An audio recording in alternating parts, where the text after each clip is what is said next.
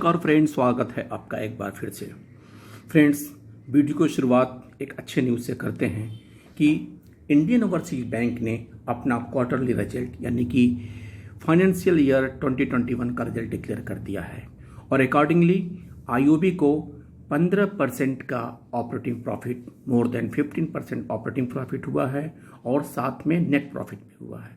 और इसके हिसाब से उनके एम्प्लॉइज़ को फॉर द फाइनेंशियल ईयर 2021 के लिए PLI यानी कि performance linked incentive 15 days salary मिलेगी। यानी कि 15 डेज की सैलरी बेसिक पे प्लस DA उनको इंटाइटलमेंट हो गया और जल्द ही बैंक इसका अनाउंसमेंट करेगी और उन लोगों को इसका स्टाफ को बेनिफिट मिलेगा। इसके साथ साथ खबर ये है कि ये IOB PCA में था 2015 से, लेकिन इसके फाइनेंशियल पैरामीटर्स पिछले क्वार्टर से ही अच्छे आ रहे थे, पिछले 3-4 क्वार्टर से।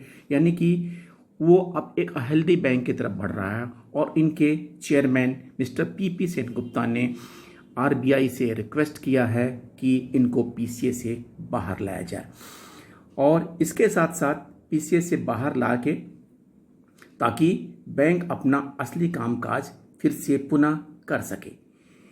फ्रेंड्स, ये Chennai based Indian Overseas Bank has requested the Reserve Bank of India to take it out so-called prompt corrective action framework.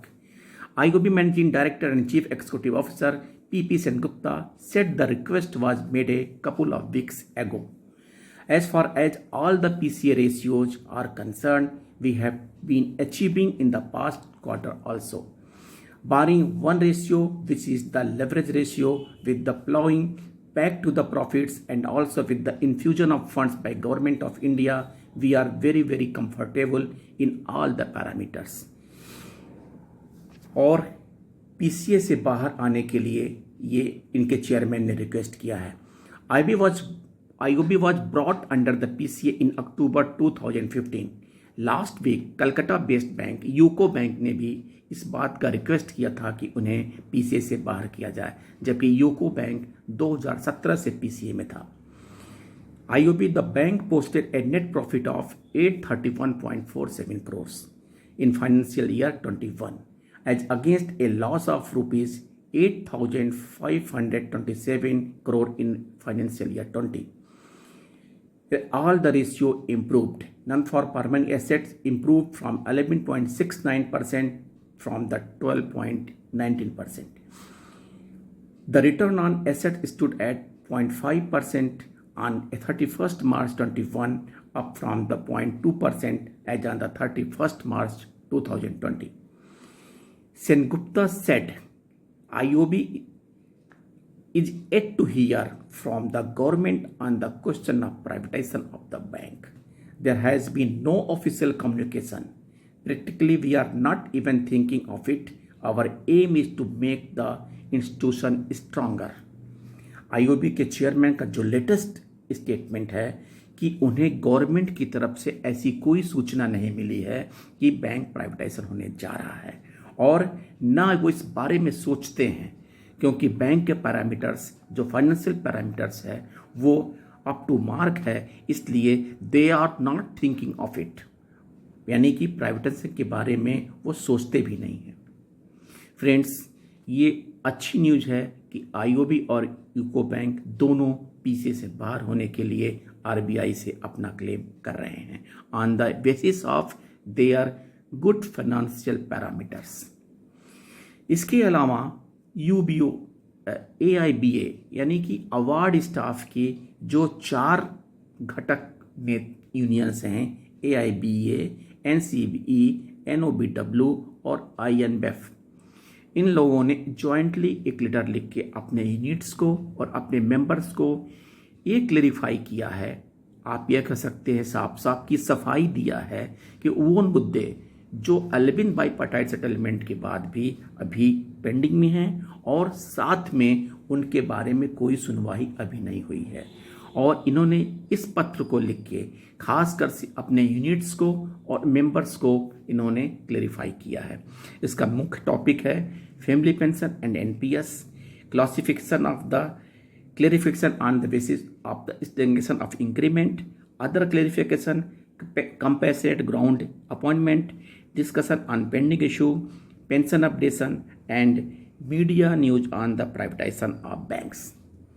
Friends, इन्होंने कहा कि इम्प्रूवमेंट ऑफ फैमिली पेंशन के लिए हम कॉन्टिन्यूस टच में हैं मिनिस्ट्री ऑफ फाइनेंस से और IBA से, और उन्होंने कहा कि इसके लिए हमने IBA chairman mister Rajkiran Rai ji से भी हम लोग डिस्कस किए हैं, और उन्होंने एश्योर किया है कि इस मैटर को जल्द से जल्द गवर्नमेंट से अप्रूव कराएंगे, क्योंकि फैमिली पेंशन और NPS कंट्रीब्यूशन ये हमारे दोनों मुद्दे बाईपार्टाइट सेटलमेंट में ऑलरेडी सेटल्ड हो चुके हैं, नेगोशिएट हो चुके हैं, और उस बेसिस पे subject to the clearance of the government था, लेकिन अभी तक गवर्नमेंट से ये क्लियरेंस नहीं आया। आपको बता दूं, ये खबर आई है कि DFS ने इसको अपनी तरफ से क्लियर कर दिया है, लेकिन अप्रूवल फाइनेंस मिनिस्टर के पास अभी पेंडिंग पड़ा हुआ है, और जब तक फाइनेंस मिनिस्टर इसको अप्रूव नहीं करती हैं तब तक ये इम्प्लीमेंट नहीं होगा। इसके अलावा उन्होंने classification of clarification on the stagnation of the increment के बारे में कहा कि some of the banks had referred to the issue of stagnation increment to the IVA for clarification, and hence benefit of stagnation increment was not being extended properly in the these banks. We were following up the matter with IBA, and IBA has now issued their clarification white circular number 991 dated 5th June 2021. उनका कहना है कि 2000 जो इस circular के माध्यम से जो 5 जून को इशू किया गया है, स्टेग्नेशन इंक्रीमेंट का क्लेरिफाई कर दिया गया है, और ये उम्मीद है कि बैंक्स इसका लाभ हमारे एम्प्लॉइज को देंगे। अदर क्लेरिफिकेशन के बारे में यूनियन का कहना है कि some of the banks have referred various other issues to the IBA seeking their guidance and clarification. We are informed by the IBA that an FAQ is being prepared covering all these issues, and the same would be issued very shortly. यानी कि frequently ask question करके एक summary बनाएंगे और उस summaries को वो बैंकों को इशू कर देंगे, ताकि छोटी छोटी बातों के लिए IBA को रेफर ना करना पड़े और वो मामला सुलझ जाए। Compassionate ground appointments. Ever since the outbreak of corona pandemic, we have been urging upon the IBA to advise the bank managements to expedite the consideration of the appointment on compassionate ground who were died in the harshness of the COVID-19. Friends, और इसके लिए 1 जून को IBA ने एक circular जारी किया है बैंकों को, और इस मैटर को एक्सपेडाइट करने के लिए कहा है। इसके अलावा discussion on pending issue updation of pension, on 10 दिसंबर 20 को जो रेजिडुअल इशू थे उसके बारे में डिस्कशन हुआ था, लेकिन पैंडेमिक होने के कारण से, दूसरे लहर आने की वजह से इस पर दोबारा डिस्कशन नहीं हुआ। हम IBA से इस बारे में डिस्कस कर रहे हैं कि बाकी इश्यूज़ के लिए आप डिस्कस करें और इसको फॉलो अप करें। और सबसे इम्पॉर्टेंट है media news on the privatisation of bank. Friends, union का जो लेटर गया है उसके हिसाब से for the past 1 week, a section of media is busy in publishing news items on moves of privatization of banks and about the recommendation of Niti Aayog. No one can vouch for the authenticity of the news items, but it has created a lot of anxiety and the concern amongst the employees, and rightly so. Members are aware that already we have observed 2 days strike in March, और उन्होंने member से कहा कि आप तैयार रहिए, हो सकता है इसके लिए हमें अगर खबर मिलती है तो हम इसके लिए प्रोटेस्ट करेंगे और एजिटेशन करेंगे। फ्रेंड्स, जो भी पत्र यूनियन ने मेंबर्स को लिखा है वो केवल अपनी सफाई में कहा है।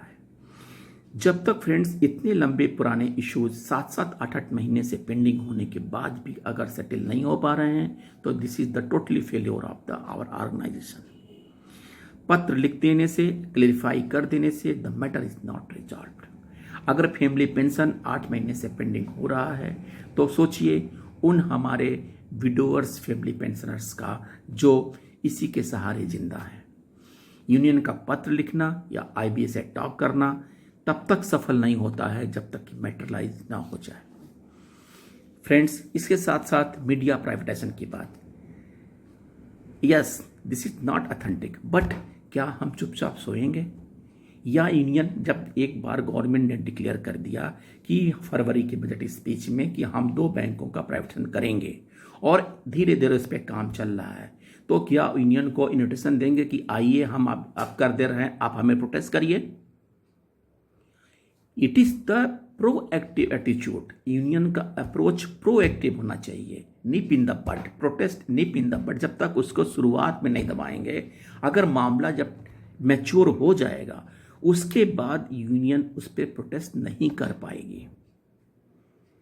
तो फ्रेंड्स, यहाँ पे इस तरह का क्लैरिफिकेशन देना कि मैं कोई अथेंटिकेट बाउच नहीं कर रहा है, whether prime minister will come forward कि मैं इसको करने जा रही हूँ, यूनियन वाले आओ हल्ला करो, नहीं।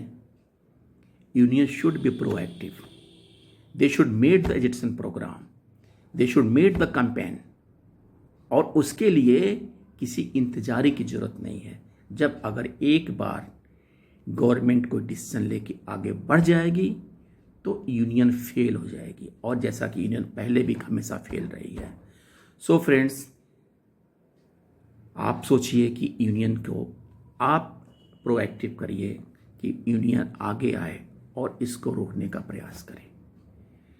और फैमिली पेंशन के बारे में एक जो सूचना अभी तक मिल रही है कि डीएफएस ने इसको क्लियर करके एफएम के पास भेज दिया है, लेकिन एफएम ने अभी इसको अप्रूव नहीं किया है, और होपफुली जैसा कि यूनियन कह रही है कि जल्द से जल्द होना चाहिए।